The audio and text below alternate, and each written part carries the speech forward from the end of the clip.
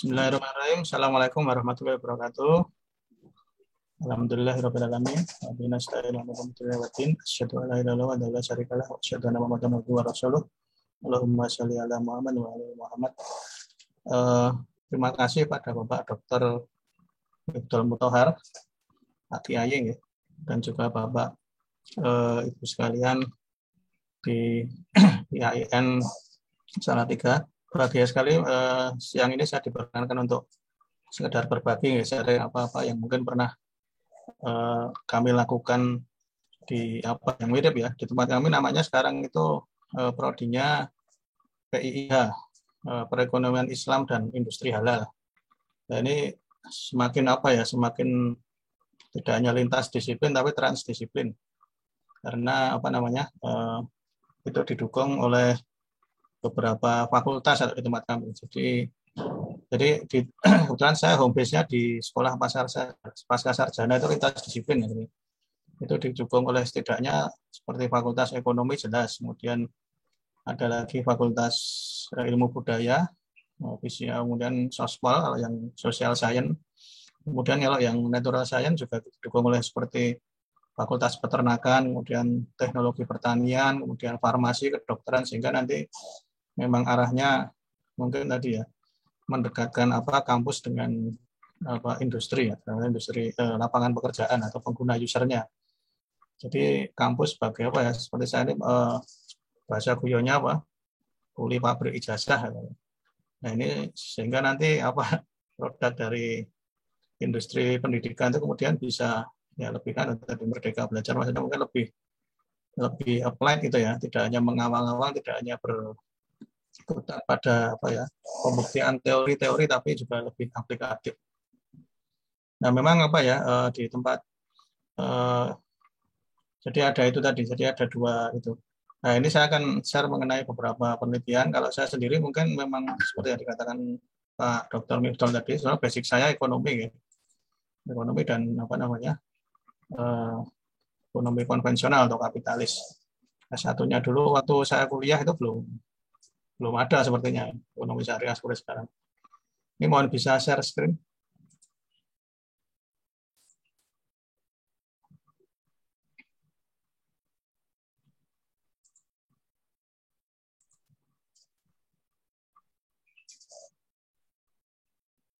Pak Miftol, izin bisakah di-enablekan untuk share screen supaya bisa PowerPoint. Bentar. Dr. Dudi mau langsung menyampaikan kami. Saya langsung sendiri. Supaya pointernya bisa pas apa? Pointer sudah co-host. Oke, matur nuwun. Iya, sudah terlihat. Oke, malah. Sebentar.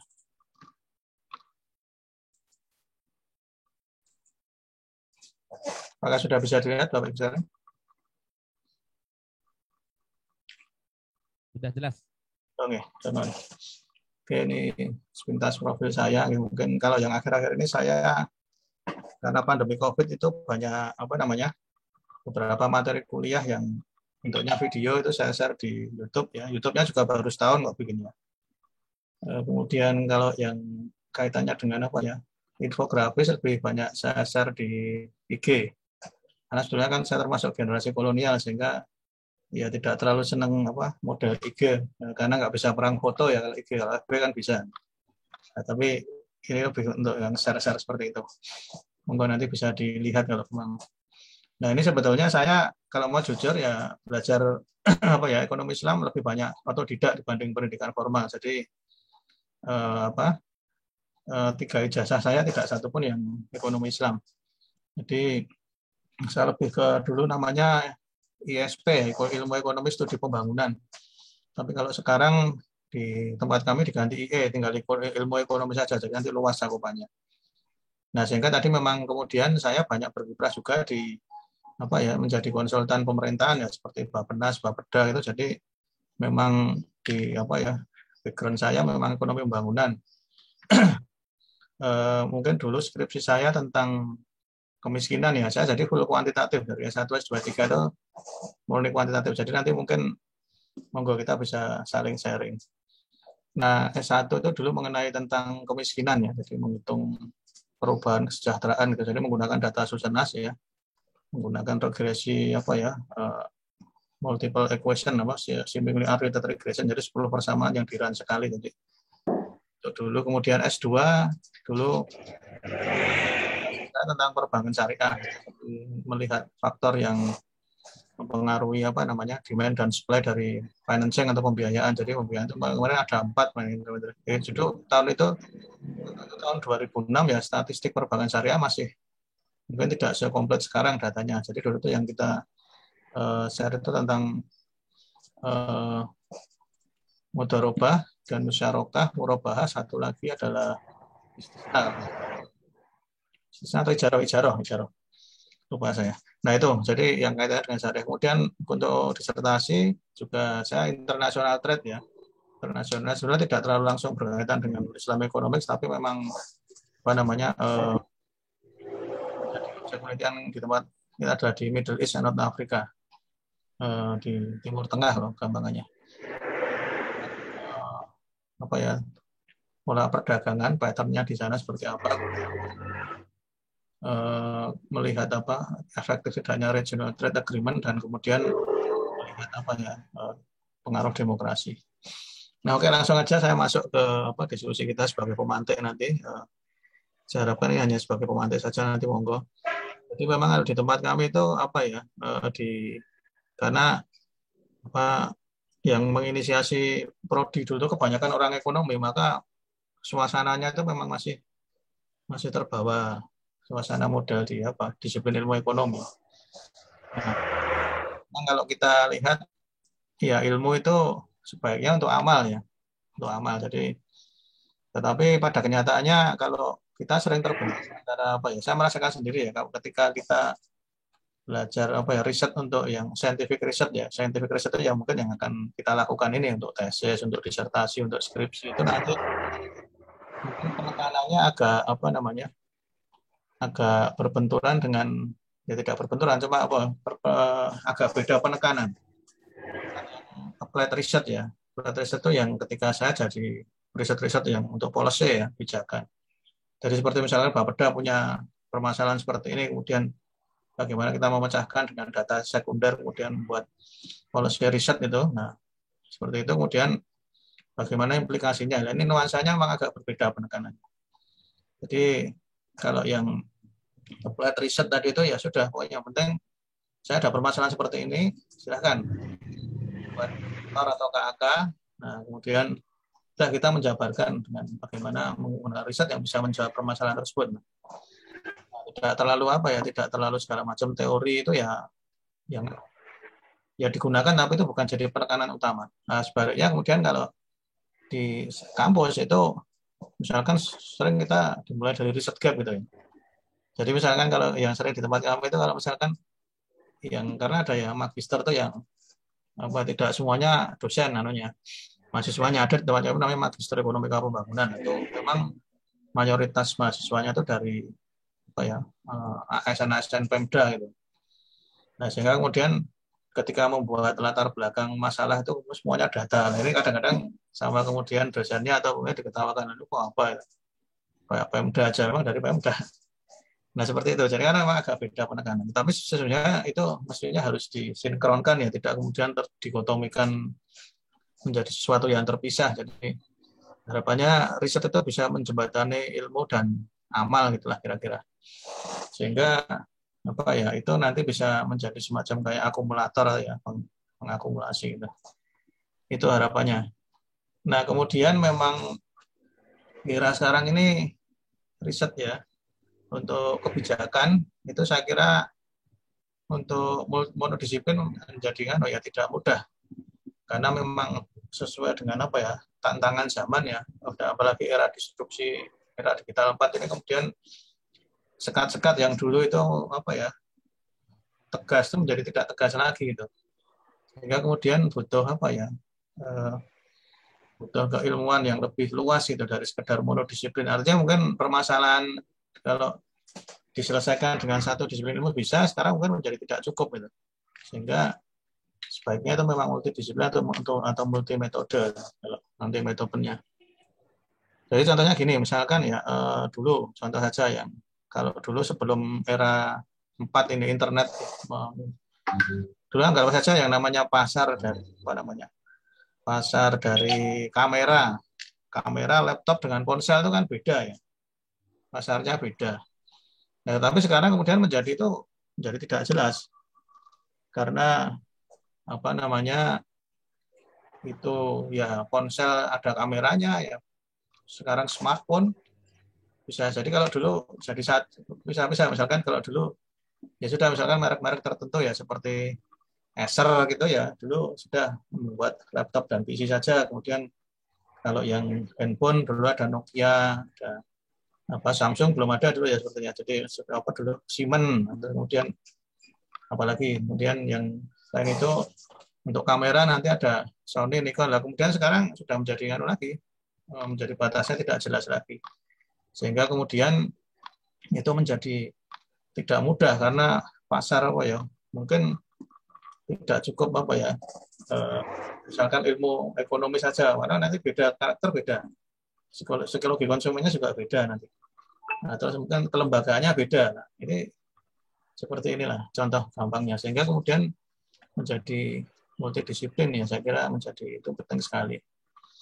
Nah, saya kira kalau kita kembali pada filsafat ilmu, memang kita tidak bisa lepas dari ontologi, epistemologi, dan aksiologi. Nah, kemudian kalau ekonomi Islam sendiri, ini mohon maaf ya, nanti yang HKI nanti mungkin kita bisa apa namanya, karena kemarin saya tahunya apa ya sudah yang ekonomi saja gitu, mungkin nanti kita malah justru saya bisa banyak belajar. Nah, saya kira untuk ekonomi Islam sendiri kalau di kancah ilmu apa ya sains itu mungkin masih relatif baru, sehingga baik ontologi, epistemologi, dan aksiologinya itu masih apa ya masih banyak versi gitulah, versi. Jadi tentang apakah definisinya, bagaimana mencapainya, dan untuk apa itu masing-masing masih beda-beda, ada menggunakan positif apa ya, normatif, positif, dan itu masih dikotak-kotakan seperti itu. Harapannya sehingga ini seperti ini terkesan terdikotomi antara ilmu ekonomika yang apa namanya konvensional atau mainstream dengan yang Islam.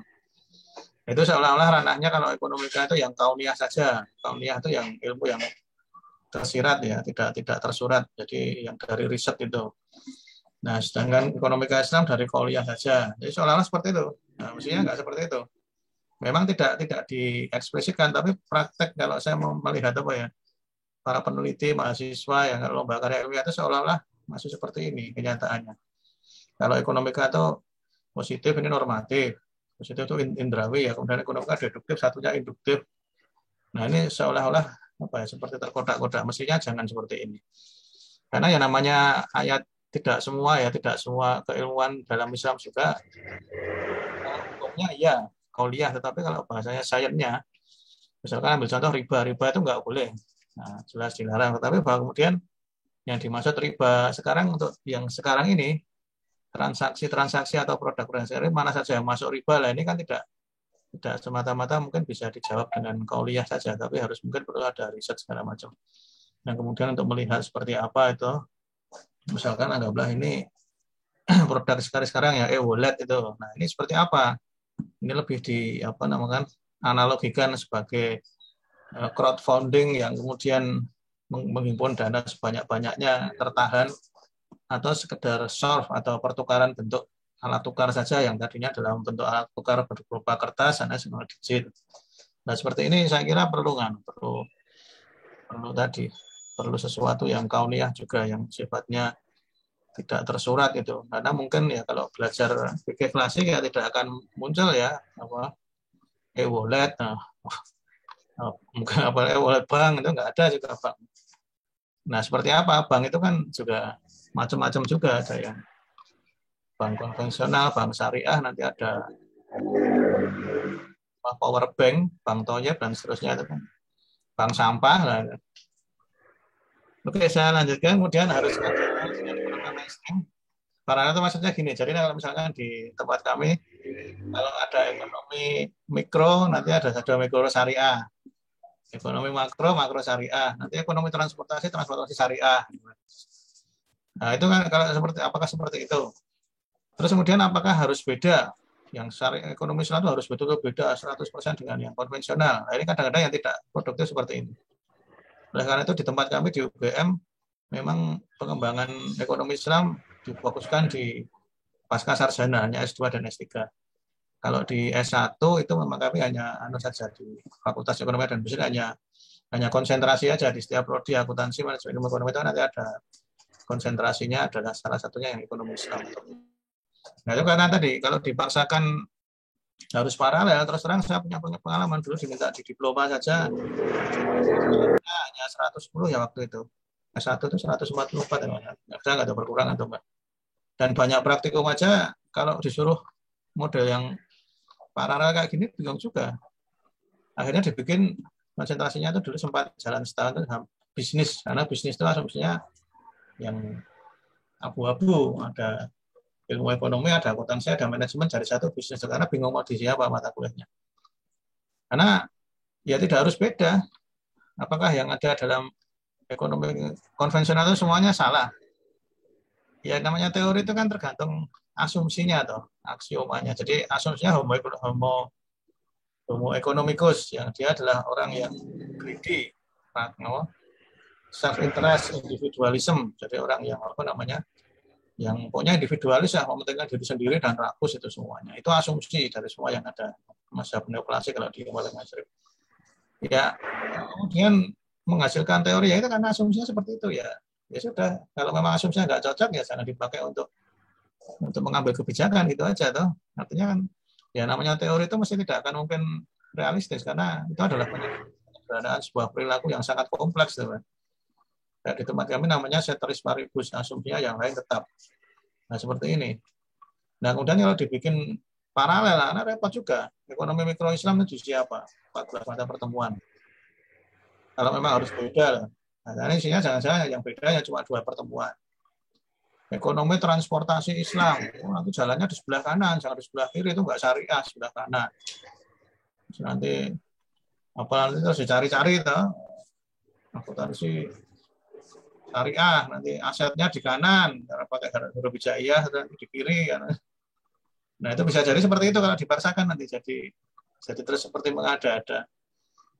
Nah sehingga ya sudah tidak perlu dibentur-benturkan, nah, karena apa namanya memang ekonomi yang mainstream ini kalau tidak bisa dengan ekonomi Islam itu ada ya di tempat kami ada 2 disiplin ekonomi yang sudah mapan yang di UGM namanya adalah behavioral economics atau ekonomi apa namanya keperilakuan itu adalah cabang yang mempermasalahkan asumsi-asumsi dari mazhab mainstream yaitu neoklasik. Nah seperti itu sudah mapan itu. Nah kemudian masih ada lagi ya misalkan institutional economics, ekonomi kelembagaan. Ada proses yang panjang sekali, ratusan tahun bahkan untuk menuju seperti apa yang diasumsikan. Nah ini saya kira ekonomi Islam mungkin nanti bisa banyak menggunakan referensi dari seperti itu, kelembagaan ataupun behavioral. Karena kalau nanti misalkan seperti publish di yang itu mungkin kadang-kadang ada tantangan juga kalau kita tidak mengkuat yang sudah maaf. Ibaratnya begini, misalkan kalau saya memberi perumpamaan ekonomi yang konvensional itu mungkin ibaratnya adalah apa ya? Kalau taruhlah itu sebutkan gampangnya ilmu racun. Nah kemudian yang syariah itu anggaplah Anda itu adalah ilmu obat. Dan kalau misalkan jadi penyembuh yang baik, apakah nggak boleh belajar ilmu racun? Ya asalkan racunnya tidak diminum.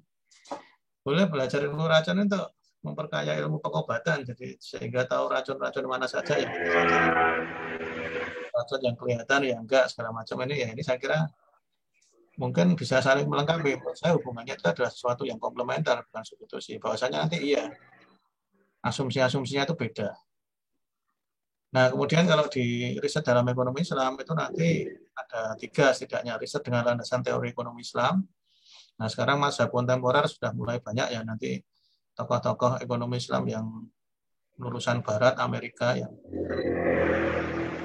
diterima di kancah perjurnalan itu saya kira bisa seperti kalau seperti yang sering ke Indonesia dulu itu adalah Pak Dr. Ruben Capra itu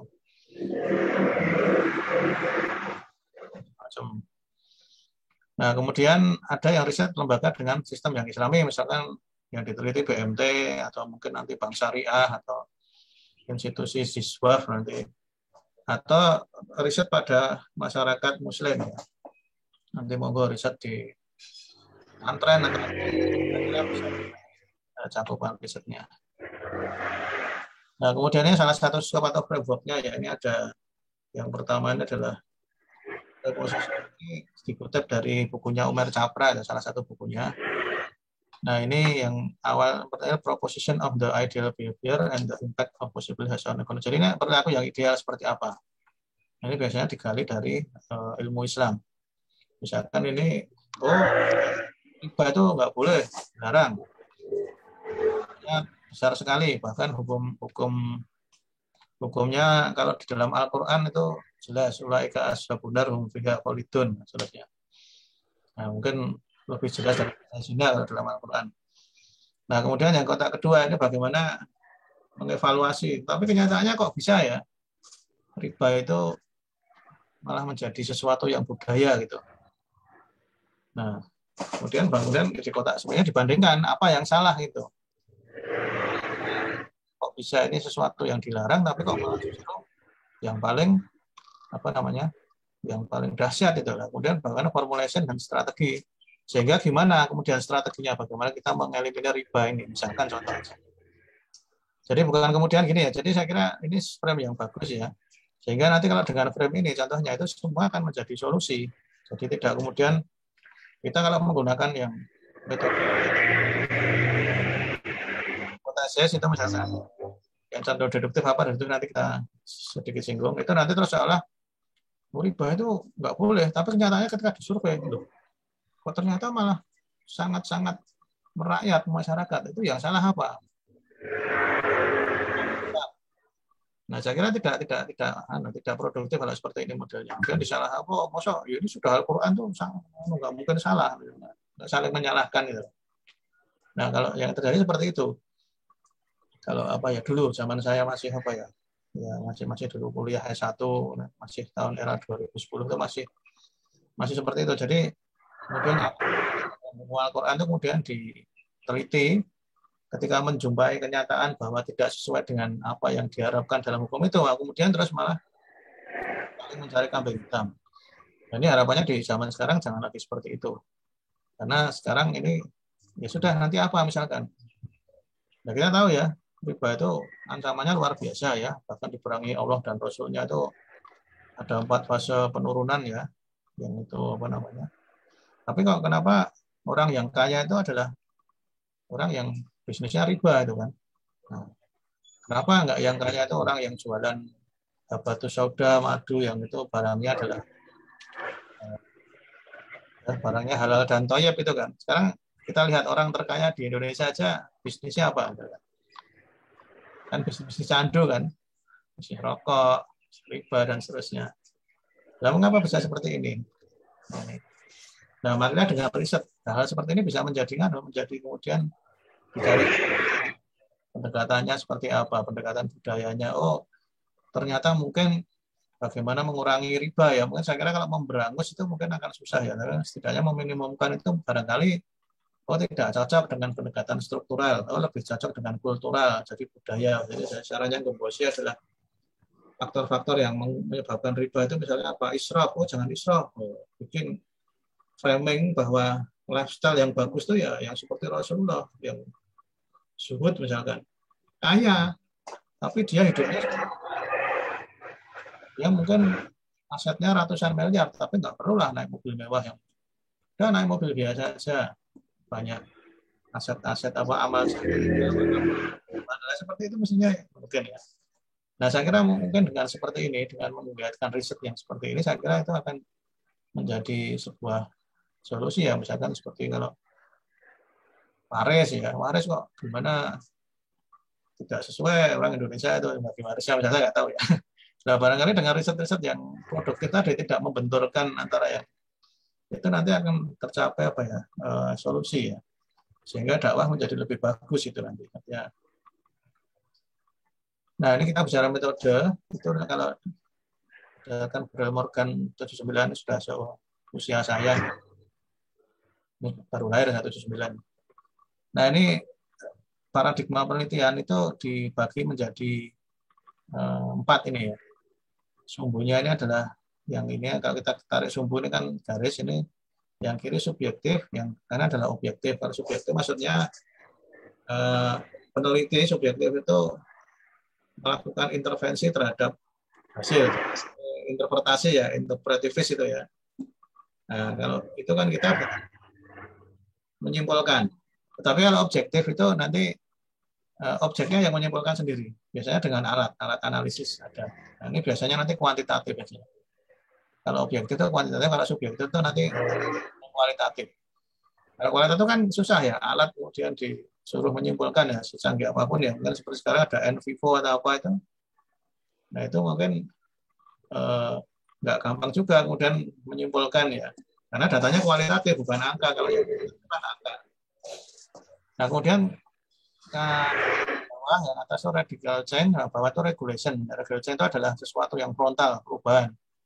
Kalau regulation itu yang status quo.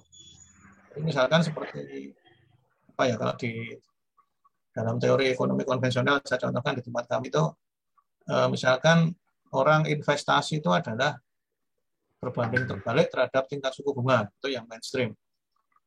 Nah, ketika kita kemudian menggunakan apa ya, berada di ranah yang tidak ada hubungannya, itu berarti ya termasuk yang radical change. Tapi kalau kita riset berpijak pada teori itu yang namanya yang regulation ini. Nah, baik dengan yang ini gabungan yang radical change dan subjektif itu kita kenal dengan radikal humanis. Ini kalau di tempat kami di UGM biasanya ada pada ilmu-ilmu sosial ya, seperti yang masih menggunakan metode kualitatif ya, masih antropologi dengan apa namanya, seperti sosiologi macam itu. Nah, kemudian apa namanya, yang interpretivis itu subjektif tapi dia status quo, jadi masih menggunakan apa ya, masih sifatnya apa nanti. Maksudnya itu kalau yang radical change itu lebih banyak eksploratif. Ini mohon bisa di-mute dulu nggak ini yang apa namanya? Suaranya ini dari tadi warber.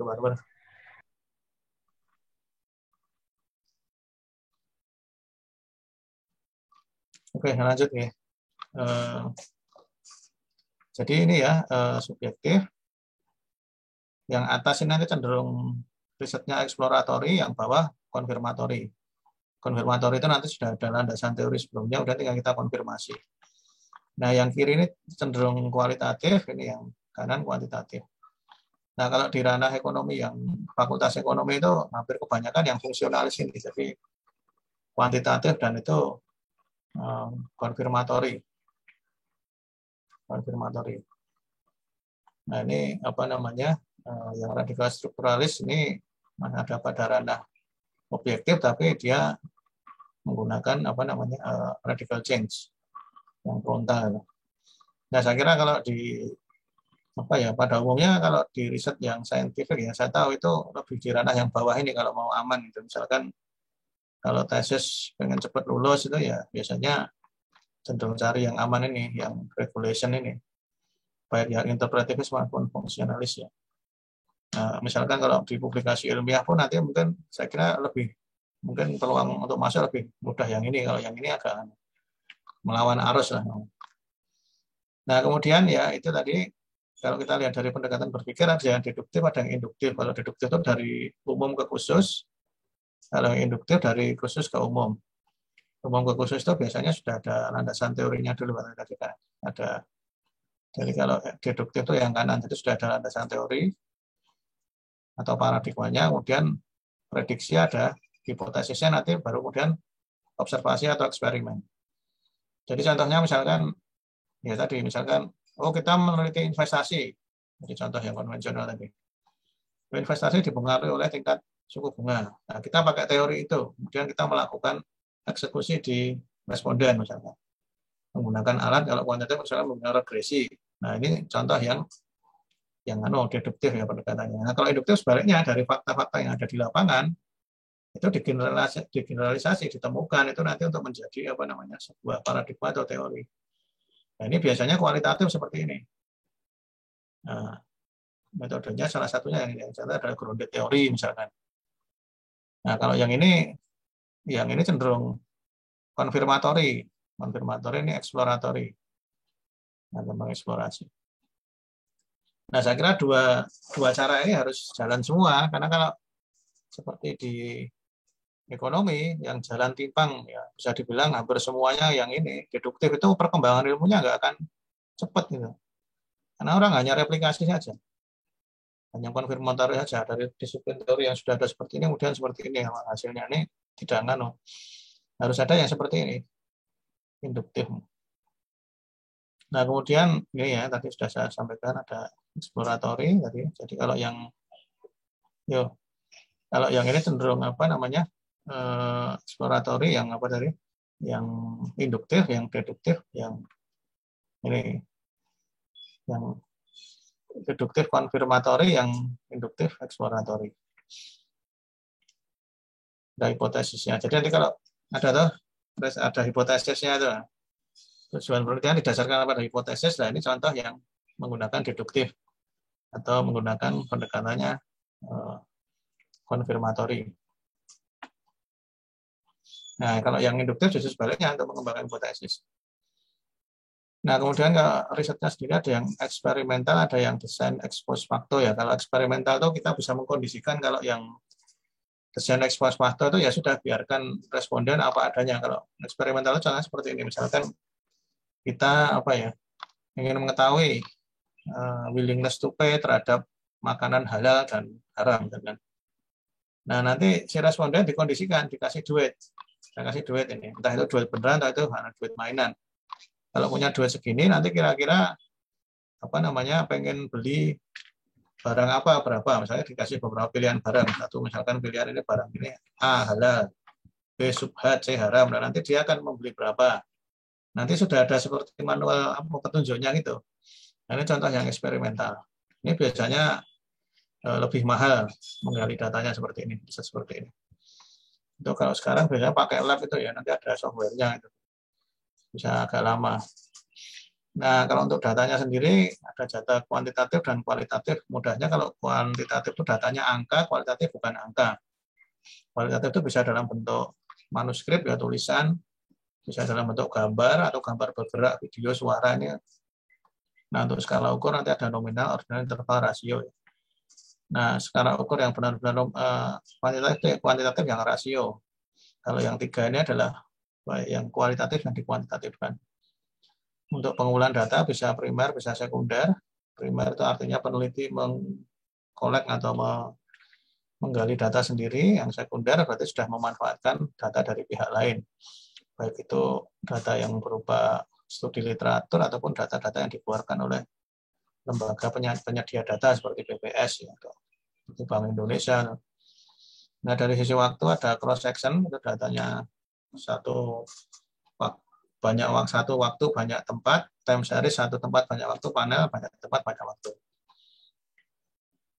Nah, cara pengumpulan data itu ada studi pustaka, literatur, bisa dengan observasi, bisa dengan wawancara mendalam, bisa fokus group discussion, diskusi kelompok terfokus, bisa kuesioner. Masing-masing punya kelebihan dan kelemahan. Kalau observasi itu mungkin nanti lebih natural ya, mungkin wawancara mendalam pun nanti ada yang terstruktur, ada yang tidak terstruktur ya. Kita misalkan seperti masuk ke komunitas mereka, ikut ngobrol nongkrong bareng di angkringan, nah ini yang tidak justru mungkin yang tidak terstruktur seperti ini mungkin barangkali bisa malah lebih bisa memperoleh banyak data dan nanti lebih valid itu bisa jadi ya. Tergantung. Kita menggunakan kuesioner ya, kuesioner. Nah, kuesioner itu juga tidak selamanya mudah diisi ya. Kadang-kadang kalau zaman sekarang itu disebar pakai Google Form itu ya, itu nanti kadang-kadang ya bisa dua, isi Google Form-nya sendiri bingung, yang kedua juga memahami pertanyaan itu kadang-kadang nggak mudah. Nah, ini kadang-kadang juga harus kombinasi antara yang ini. Kombinasi kuesioner dibantu dengan wawancara mendalam itu lebih bagus. Nah, ini ya perbedaan secara umum metode kuantitatif dan kualitatif ya.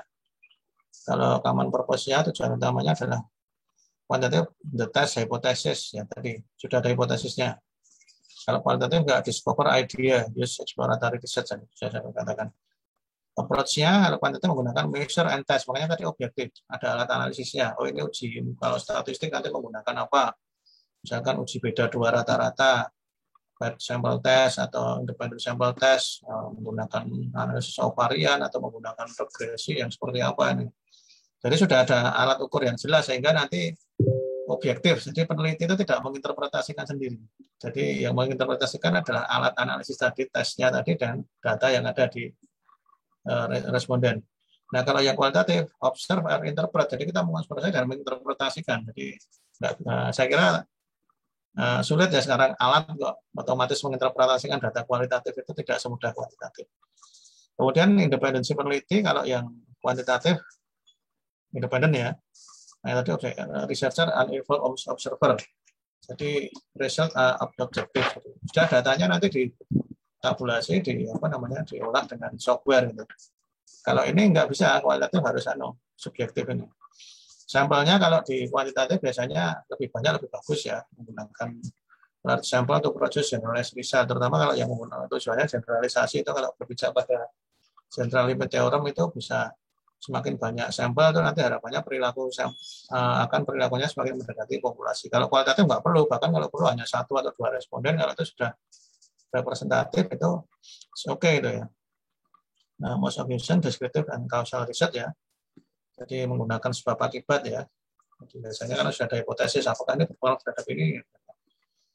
Nah kalau exploratory yang kualitatif lebih ke exploratory, jadi mengeksplor apa yang ada. Nah ini 2 tadi, tapi kita tidak selalu harus 2, bisa mix ya. Tidak harus di sini, tidak harus di sini. Kalau dulu memang riset saya S1, S2 juga memang cenderung di pure kuantitatif. Tapi sekarang sudah nggak terlalu nganu lagi. Maksudnya tidak harus seperti ini. Di tempat kami di PIH itu sudah mix-nya. Nah nanti mix-nya tergantung di mana. Nah ini. Kalau kuantitatif research objektifnya yang tadi, yang tujuan yang deduktif tadi, yang konfirmatori biasanya, kausal komparatif. Nah ini kalau saya hampir di 8 ini terus. Nah kalau yang 6 itu contohnya seperti mungkin pernah ya riset dengan menggunakan skala Likert nih, skala Likert. Jadi sangat setuju, satu tidak setuju, 1 sangat tidak setuju, 2 tidak setuju, 3 ragu-ragu, 4 setuju, 5 sangat setuju. Nah ini dibikin kode 1, 2, 3, 4, 5 ini termasuk yang ini. Datanya data kualitatif sebetulnya, tapi kemudian digunakan tujuan kuantitatif. Biasanya ini riset-riset di bidang marketing ya. Misalkan apakah betul orang itu membeli barang karena halal misalkan. Ada label halal. Nah, kemudian kan dikasih kuesioner gitu kan, ngisi sangat setuju, tidak setuju lah itu. Nah, tujuannya itu adalah sudah ada hipotesis misalkan. Hipotesisnya adalah ternyata konsumen membeli barang itu dipengaruhi oleh label halal, itu hipotesisnya. Nah, kemudian data skala sikap tadi itu kan kualitatif. Tapi kemudian dikuantitatifkan. Sangat setuju itu kan dikodingkan. Alatnya nanti juga kuantitatif, menggunakan faktor analisis, misalkan structural equation modeling. Nanti pakai Elistrel, pakai apa. Nah, ini kan jadi kuantitatif. Nah, seperti itu. Jadi bisa mix nih. Nah, kualitatif juga sama. Kalau yang kebetulan beberapa kali saya memang akhir-akhir ini memberanikan diri untuk mencoba masuk ke ranah kualitatif ya. Karena memang bukan karena saya bisa, tapi nggak ada yang mau, yang lainnya. Teman-teman saya ekonomi itu ada nggak mau kualitatif, sehingga saya ya sudah. Nah, kemarin beberapa kali riset tentang itu, menggunakan fenomenologi, melihat fenomena masjid yang ada di DIY, ada masjid yang memakmurkan model kayak Joko Karyan, ada yang masjid yang istilahnya apa ya, memaksakan ya, pada umumnya masjid itu memaksakan apa ya, infak menjadi wakaf itu ya. Jadi yang contohnya gini loh, misalkan pengumuman diberitakan infak Jumat lalu kita mendapat 3 juta rupiah dan alhamdulillah tidak ada pengeluaran sehingga saldonya 20 juta. Jadi model-model masjid yang lomba saldo kas lah. Dan nanti endingnya kalau sudah banyak ya belikan apa perangkat hadroh kayak untuk keramik ya, intinya. Padahal bisa jadi jamaahnya masih tidak rakopen itu ya.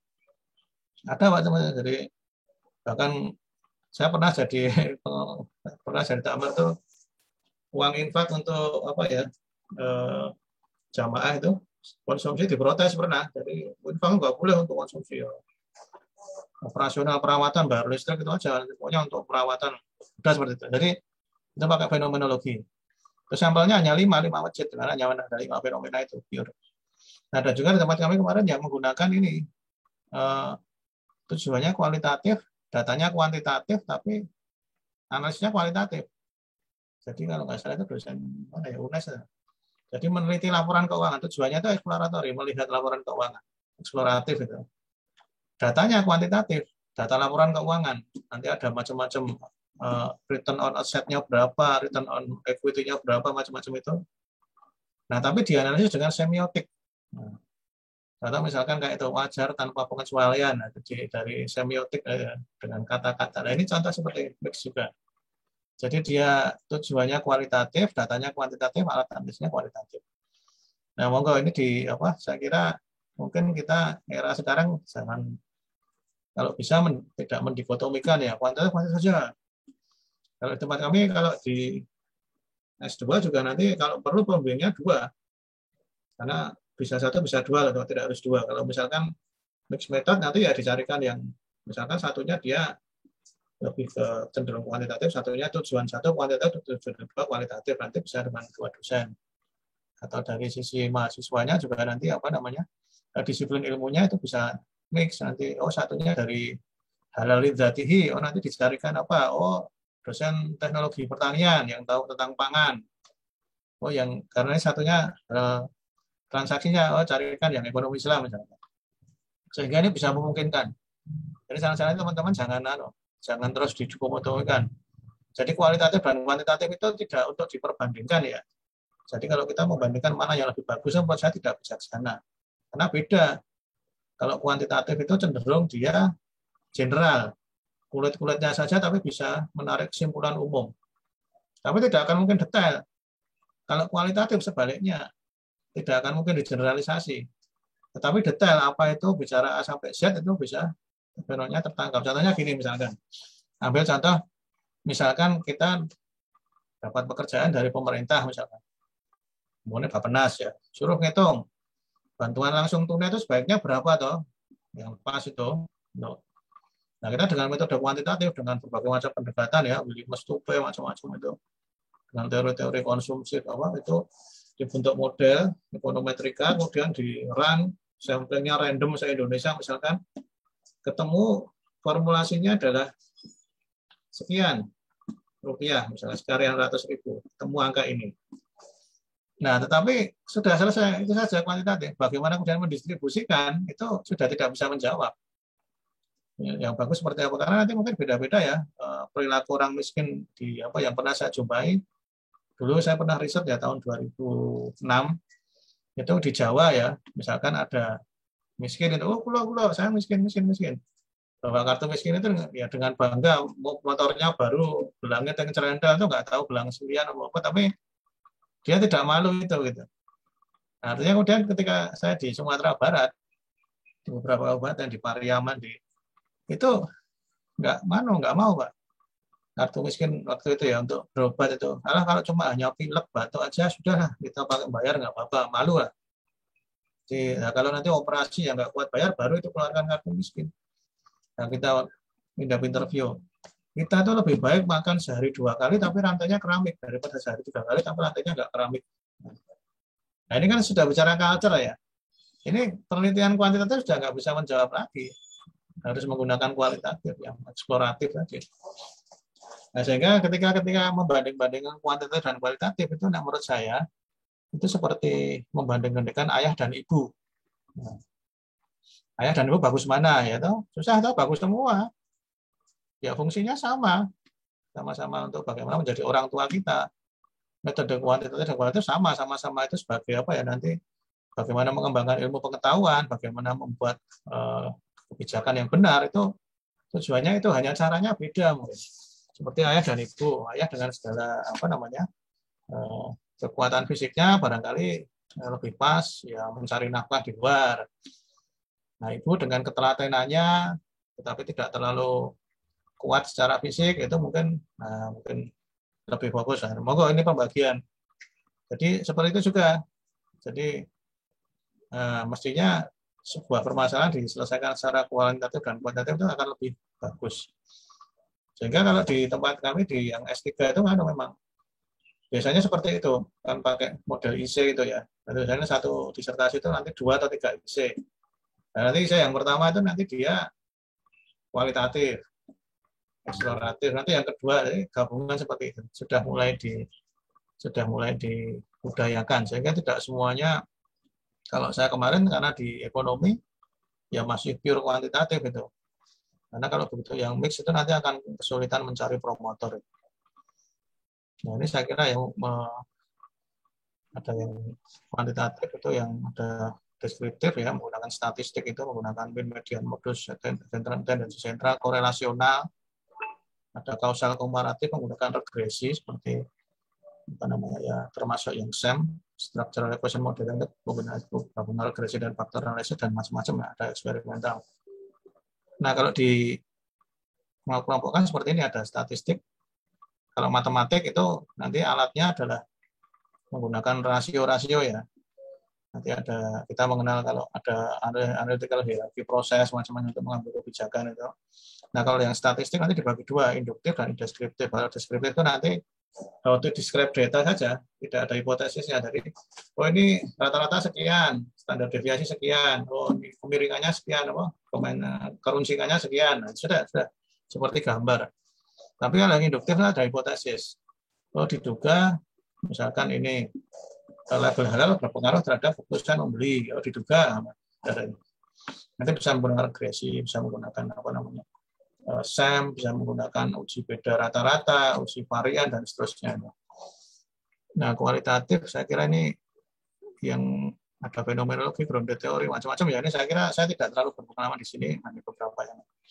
Oke saya kira itu untuk mengakhiri ini kita apa ya, ada baiknya juga seperti ini triangulasi ya, ditriangulasikan antara kuantitatif dan kualitatif, nah sehingga nanti hasilnya bagus ya.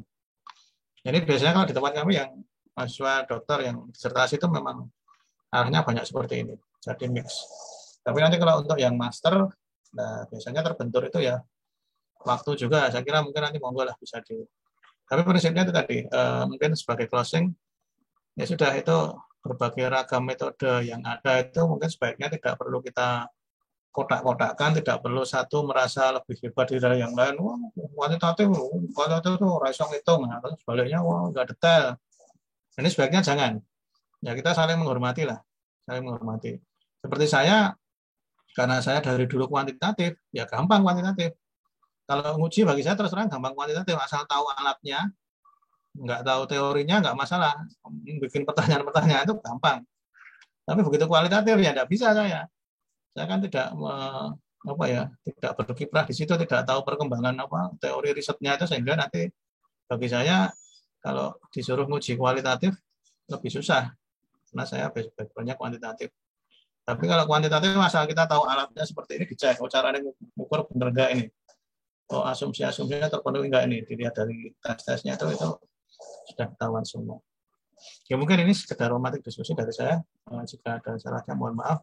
Terima kasih waktunya. Assalamualaikum warahmatullahi wabarakatuh.